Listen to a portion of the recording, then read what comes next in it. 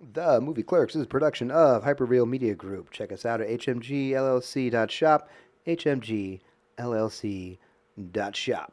Get yourself some art. If you want to support this and many other shows, check out patreon.com/hyperrealmg, patreon.com hyperrealmg, and you can find us over on Twitter at tclerks. And you can always find us at the movies.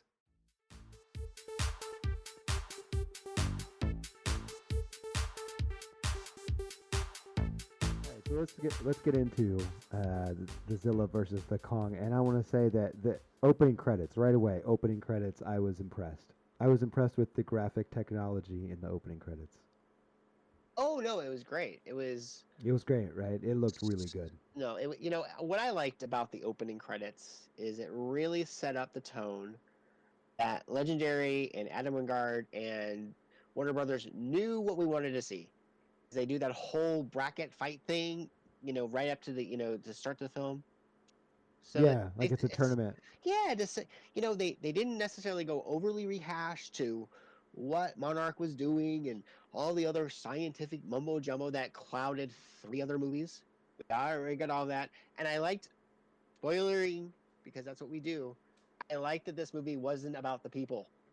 You don't think Godzilla versus Kong was about the people? Oh, the people were a subplot, and I was excited about it. That's the same. Okay, so let me just tell you right off the bat. Here's my big problem with this movie, which was trash mostly, by the way. Um, my big problem is the same thing that happened in Transformers, which was for some reason they had to figure out a way to get the human beings close enough to the danger so they could be part of the story arbitrarily. There's no scenario where most of those humans need to be in danger in the ways that they are, and it's just it's just so forced, just to they don't need to be in the control center while monsters are battling. They don't need to be underfoot uh, you know, But every time there's a giant Royal Rumble in the city.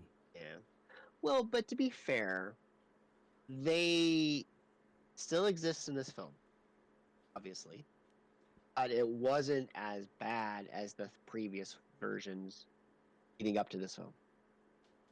I'm gonna take your word for it because I honestly I skipped all of that. I did watch this ultimate battle, but I did not watch the previous ones. I rewatched them all because I'm a nerd. Okay, but give me your summary. What was your Well, overall good, bad, leave it, don't watch it, don't recommend, do recommend, where are you at on that? Godzilla the 14 version, it's better than the 2000 when he came to New York, but Oh, um, Matthew Broderick. Let me just tell you something. You don't talk trash about Matthew Broderick and I like Matthew Godzilla. Broderick. I like him. I mean, but I'm just saying. I like him too, and he was it was a better movie. It was a better movie. Then what? It was a better movie. I would if it was that Godzilla fighting King Kong, I'm on Oh, board. I am well, all down all for it. right. No, if it's Yeah, that Godzilla, now sure. you've got something. All right. So, that yeah. We have That to deal first with of the we all, have to deal with the Godzilla they gave us, and I thought the Godzilla they gave us was pretty badass anyway. I know, but if you give us the single mother Godzilla from New York, the Matthew Broderick Godzilla, Dude, oh, you smashed my that's a egg. fear. You do not see. You don't want that Godzilla. Okay. All That right. Godzilla would just tear it up. Mecha Godzilla have nothing.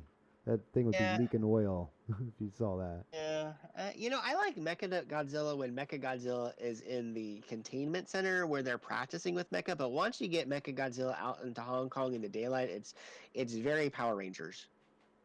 Oh my God. I think it was by design. I think it was trying to pay homage to some of that. It was trying to Oh, be in that tone, and I think they hit the mark. But at the same time, I don't know if it was a mark I wanted hit. well, my only problem with that is the film.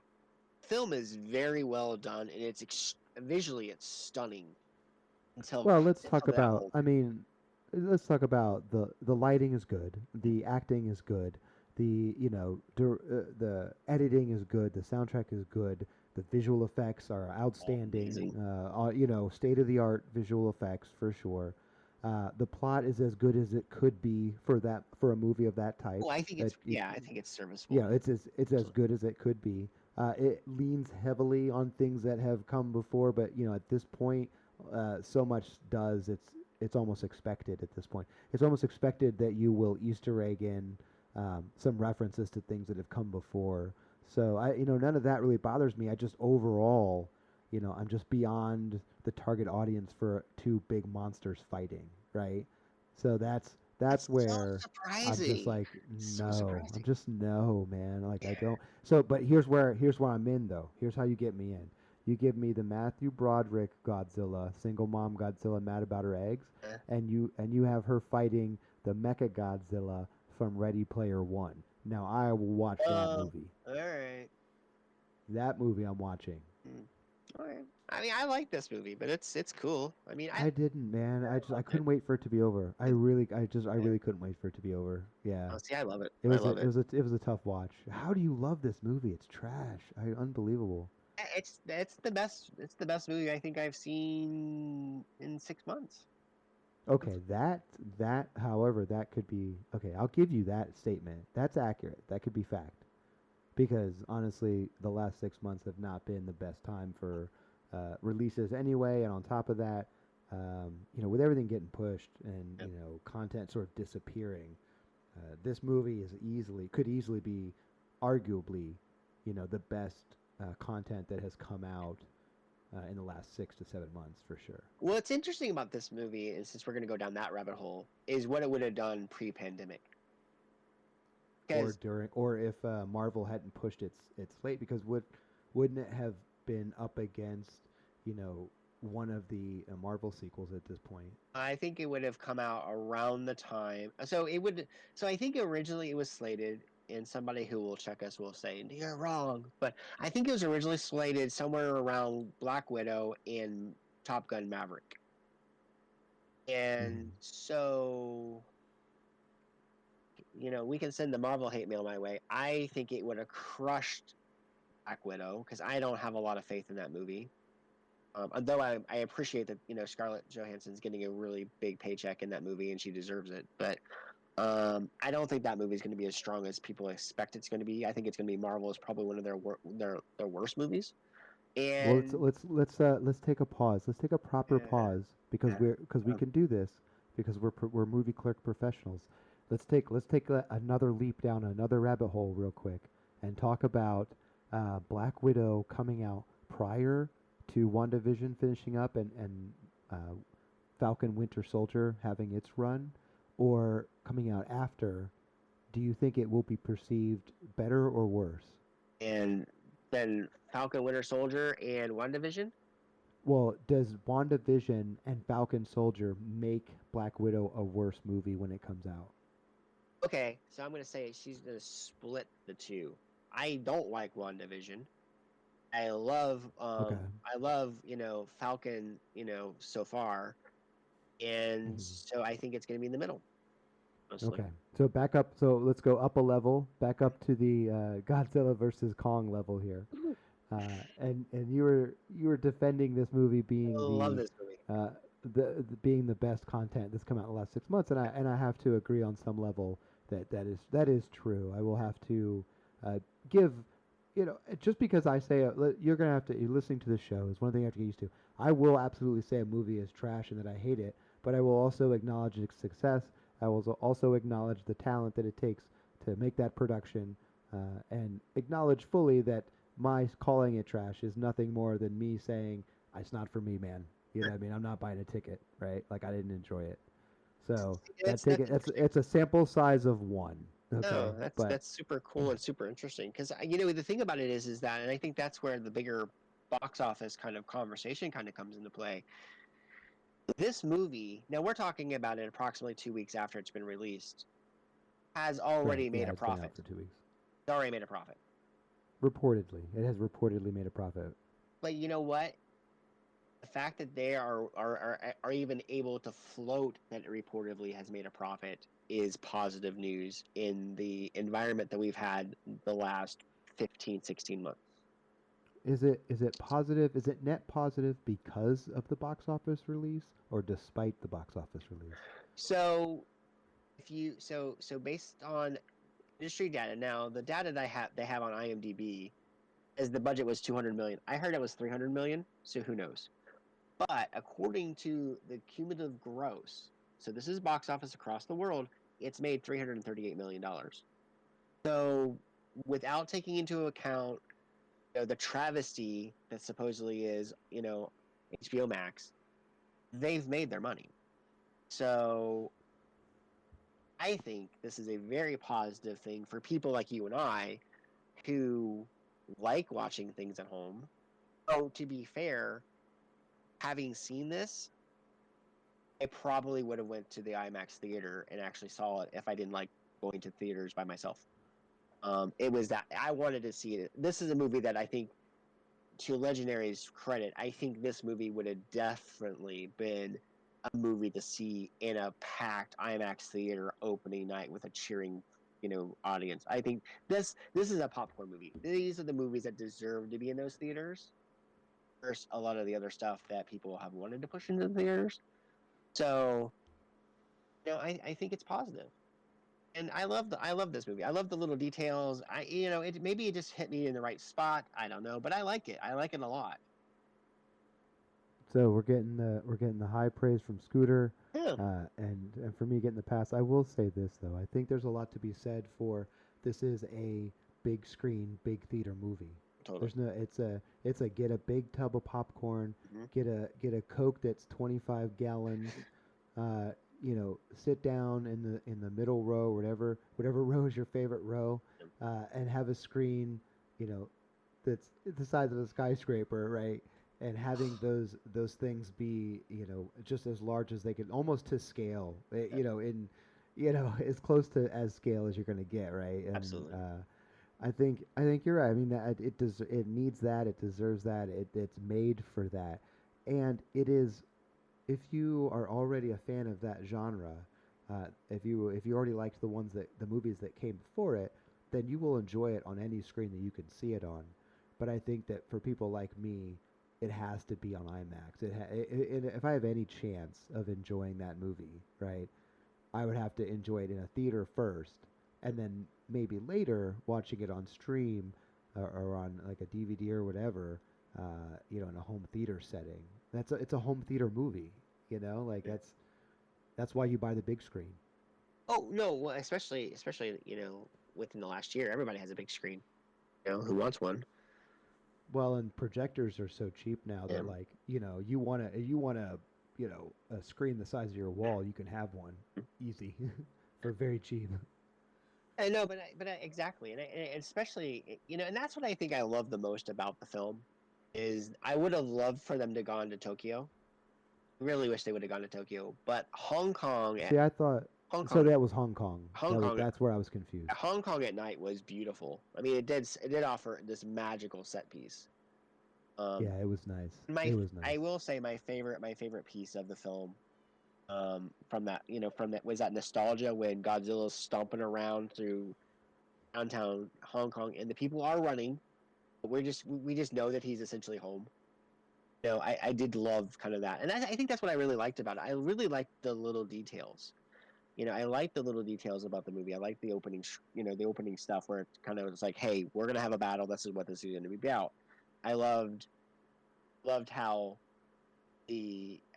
jarring the opening sequence is with Kong in that fake sunlight, and because even I'm like, dude, what is going on here? It just felt so like not real. It felt so artificial, and then, you know, he comes through and shows, no, what you're feeling is what I feel, is that this is all fake, and then he throws this, the really big stick essentially, and busts the, Hunger Games, stadium, but Yeah, I thought that stadium looked like it was straight out of Hunger Games for real totally though. did, totally did. But I, Yeah, but no, but I, that's but I well loved, spotted. I loved the vibe of that though. I did like the vibe of the fact that you. I don't know about you, but when he's laying on that rock and he's getting up, I'm like, this isn't is this Kong's like fun day, Sunday fun day? What is going on here? And and I really, what? And I was critical of the young girl in the trailer, but I liked how they used her, and I like the fact that she's actually an actress, and I like. You talking about Millie Brown? No, no, no, no. I was like, well, oh, you mean the youngest girl, Yeah. the one that was on the Kong side Yes. essentially. Yes. She loved her. I thought she was great, and I love the fact that she's deaf. And I love the Okay. subtleties. I love the subtleties of like when the guy shows up for the first time, he's talking with her hands, and and our Jane Goodall type character is like clasps his hands because he's saying things that she doesn't need to see. Um, but I like that. I like the fact that she had that connection, and I liked how they used that silence between the two of them. Yeah, I feel like there was where the movie really lost me, where I felt like I got thrown off the ride, if you will, is when finally Kong reaches the throne, Uh, and he finds that weapon there. yeah, There is a lot of implied history. There's a lot of implied deeper story there in terms of why they're there and where they come from, and why that axe was made or forged, or sure. things that they had figured out about each other and how long they'd been fighting and stuff like that. And I really felt like they touched on it just enough to pique interest, but then sort of abandoning, just sort of it like left it. You never really got the resolution that we wanted, or the information that we wanted from the center of the earth. So okay, so I'm gonna play devil's advocate here. Um, I hear what you're saying, and I agree with you because it's kind of a part of me is like, well, why is this a thing forged, and how does he know what it is, and kind of that stuff. But what I also appreciated is that we didn't get a Zack Snyder 4-hour mini movie on why this thing exists. I like that the fact that we didn't get like the over explanation of, oh, this is the axe from so and so, and this is why this happened. Because in theory, you would think that his Kong Whisperer lady, right, would know all that stuff because she's been on the island and she's dedicated all this time to it. So I am kind of glad that we just didn't get an exposition dump. No, let me be on record and say that I think large amounts of exposition, especially in dialogue, kills entertainment and content faster than anything else. I don't at all mind the way that they introduced those story elements, and I like the way that they were there, um, but I felt like there's a few other missing detail story elements that could have been encountered right naturally through the course of the movie that would have given us another level of discovery that was clearly there. I mean, it really felt like something got cut from the script, or something. It felt like something got cut for time or something like that. Like it really felt like something was missing. And there could be, there definitely could be. I wasn't hung up on it which is, like I said, I am a story guy. I love story, but I wanted to see them fight. I didn't care about anything else. I'm glad that they kind of gave that fan service to what we Mm, wanted. mm-hmm, mm-hmm. Because I didn't like the first three. I rewatched them. Like I said, I rewatched them because I kind of wanted to understand. It's like, okay, how do we get there? And then I like the fact that I like that they flipped the script on it. I like the fact that there's that moment that was very subtle when they're in the school and in the classroom, right? And so they're, Yeah, CNN's yeah. playing their broadcast about how Godzilla has attacked Apex, their Pensacola operation. And I like the fact that off to the right hand of the screen, now given I've watched this thing 5 times, so I've paused it, but I like the fact that there's this poster that says, Titans are everywhere, be aware, basically. And basically, that's what this movie's about. It's like, listen, they're here. There's no surprises. These things are going to come out and they're going to squish you like a bug. So it's up to you to be responsible. And I like that that's how the movie kind of plays out. These things exist and we live in their world instead of us trying to control them, which is still what Apex's ultimate end game is.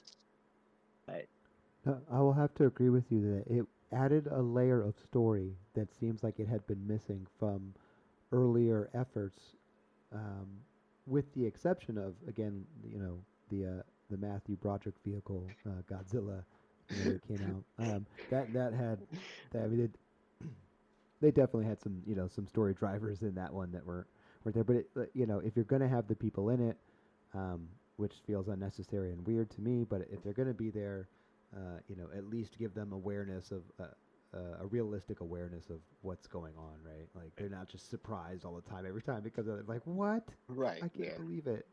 Well, like even going back to that school sequence, we're gonna have an assembly. and then there's when he shows up in the van and basically like we just talked about this at school where we're not supposed to go chase crazy podcast people, which I love the fact that podcasting is in this movie. And you know and I mean there's a lot of things that I find very humorous about this film.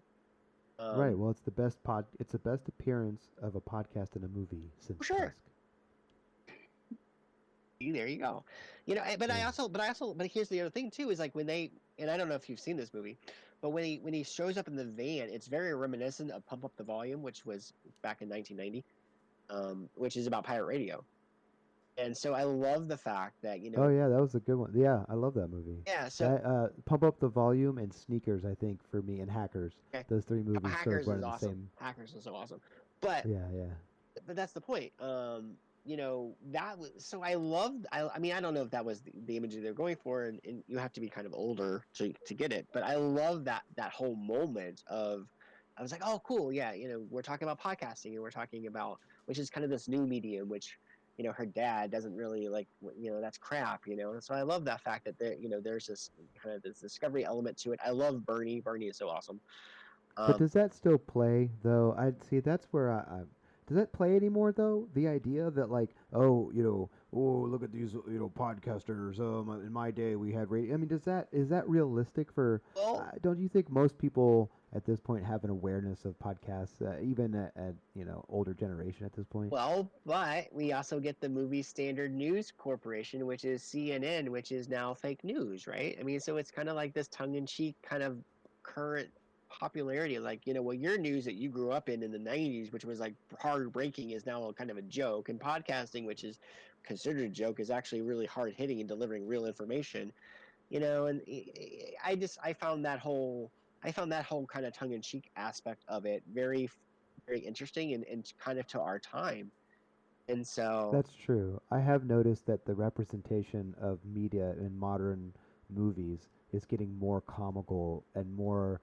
They're really playing on the fake news thing by really, have it going out of their way to right, have some like silly news stories, right, in the background yeah, on these. Even in Avengers, like even if you watch the news reports uh, in the Avengers movies, right? There's a certain air of sort of like bad reporting right, that you pick up on because you know what's going on. Like you have all the angles, right? Like you're right, sort of the or not the narrator, but you're in there. You're in the story. You have all the details, and so you see it as fake news, right? yeah. And I think that's happening a lot in modern entertainment and So movies. for me, like to that point, that I did find that role reversal kind of interesting, and I found it it was kind of comical.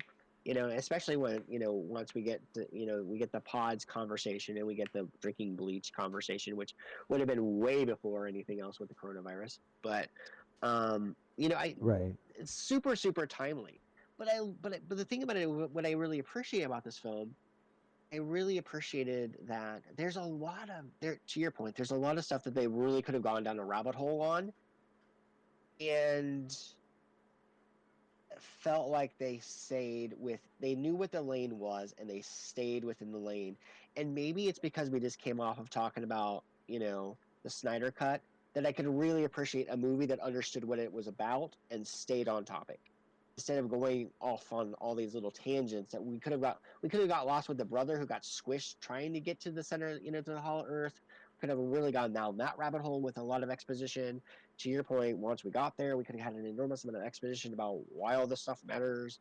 I mean, there could have been a lot of stuff, and I like the fact that they acknowledge it exists and they kind of move forward, and I appreciated that. So does this movie now? Is the box office still relevant though in terms of gauging success? Do we now live in an era where movie theater release and home release will coexist, ebony and ivory, if you will? Well, I think Godzilla vs Kong gives an argument that it can. And I would agree with you there. the I reason think Widow is the ultimate test. I think Widow is the ultimate test of can the co-release system survive? well, actually, I'm gonna I don't want to compare it to Widow, and the reason why I don't want to compare it to Widow is because two reasons. One, Widow will be on um early access or whatever Disney's calling it for $30 Yeah, or whatever it is, Premier Premiere Access, Plus right? or whatever. Yeah. And then it's going to be in theaters. So it's not going to be the same. What I am interested in seeing is the how Kong v Godzilla matches up with Mortal Kombat. Being the same, That's a apples to apples. that's a matchup that is coming because Yeah. we are discussing Mortal Kombat 2 again. 5 days after its release on HBO Max, we will be discussing Mortal Kombat in its entirety, and we're going to be comparing it to the 1990 Mortal Kombat. So we're going to be talking about both of those movies on that show. But so yeah, we'll get to Mortal Kombat and we'll get to see. But um, I don't. I think that next year that we move away from this. I don't think this survives, even if they do well, even if they manage to make a profit doing it this way. If they can get away from this, I think they will. I I think don't. we're going to see I more early access type stuff. I don't know. I think I can see. Here's been my year-long debate with friends. Hollywood has to change the way they do business, and I think Kong versus Godzilla really presents it as an opportunity that, hey, you know what? If we have a manageable budget, you know, regardless of what this movie actually cost, right? And regardless if they're just lying to us that they're making a profit or not, the fact that they are comfortable saying that we made a profit is positive. The fact that this movie has apparently made almost $340 million in 2 weeks in actual ticket sales in the box office. Now, this thing would have done $1 billion, no questions about it, had the theaters been open in 2019 like they were in 2019. But if the budget is around $300 million, this movie is going to support at the on-demand, date and time as in the theater release can be profitable for companies. And I put it really on the theaters. The theaters are going to have to create a better experience. You know, Well, I think what's going to happen is a couple of things are going to have to change. Even in my town where I live, which is fairly small in terms of when you look at major cities like L.A., New York, and that sort of thing. What we're seeing is theaters are now allowing drinks and they're making it more of an experience. But I don't know that theater will change until it has to. And I go back to the fight between Napster and iTunes.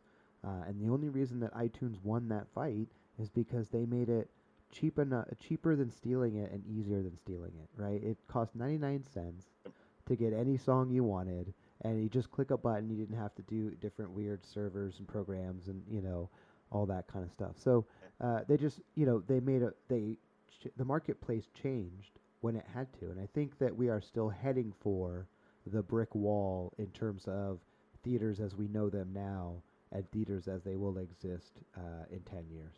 well, I 100% agree. And I think your Napster versus iTunes argument is why streaming will continue and it's not going to go away next year it may go away next year like they say, like HBO says it's going to. I don't think it's going to go away for long because here's the thing. You know what we didn't get? You know what we haven't gotten in the pandemic world? Haven't gotten bootleg movies. You haven't gotten that shaky camera of somebody, oh, I got it, here it is. I stuck my camcorder in or my iPhone. We don't get that stuff because you know what? We can all watch it, for pretty easy access. And then what I would be more interested in seeing, which I don't know how they can find the data in it because it has to exist, but how many people watched it on HBO Max access and then went and bought a ticket later to see it in the theater because they wanted that big screen IMAX experience. That would be interesting. We'll have to sort of remember those kind of polls for our Discord, because that'd be something that I'd like to know too. How many people consume that content twice? Well, not only that, but consumed it in both formats.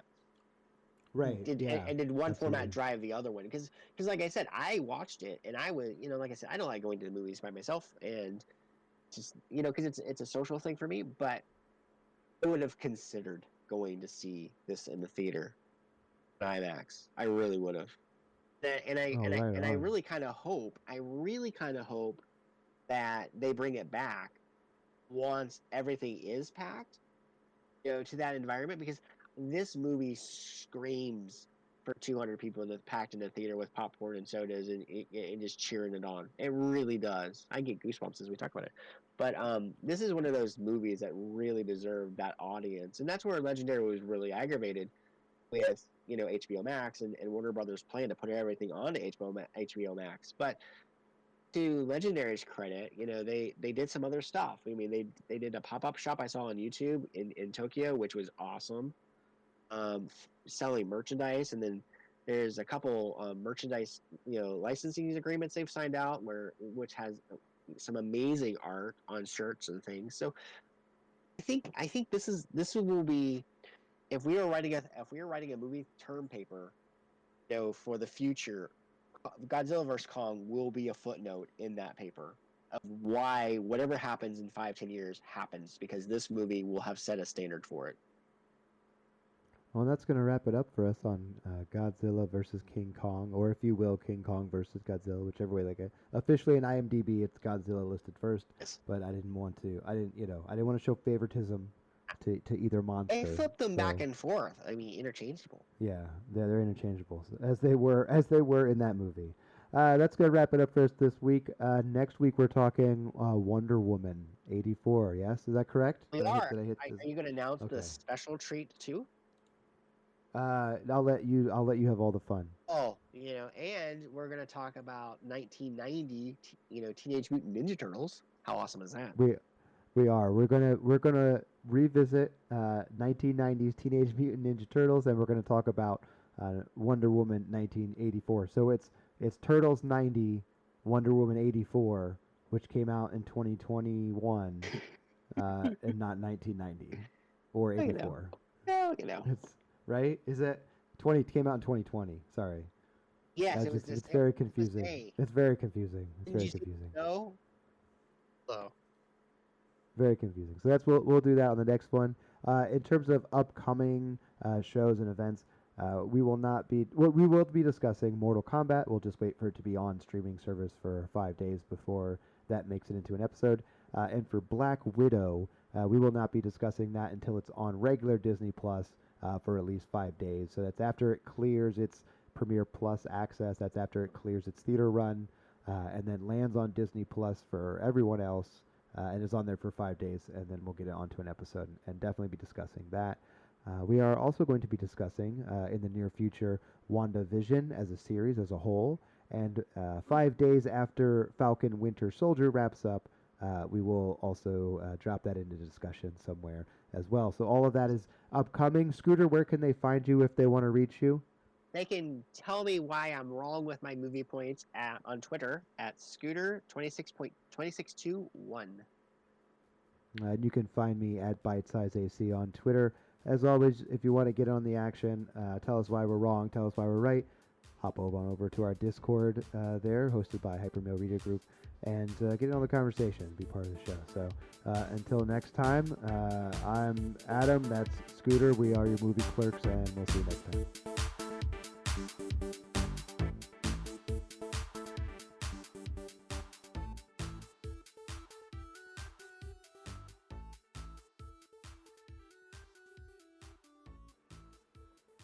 Hey, cool guys, just want to take a minute here and tell you about Hyperreal Media Group, HMGLLC.SHOP. It's the best place to go to get art from around the adjacent universe. You want a cool shower curtain? You want your shower curtain to have a cat face on it? I got your shower curtain with a cat face on it. HMGLLC.SHOP. Do you want a lamp that's in the shape of a box that you can hang that has a cat face on it? I've got a lamp in the shape of a box with a cat face on it that you can have. HMGLLC.SHOP. Art from the adjacent universe.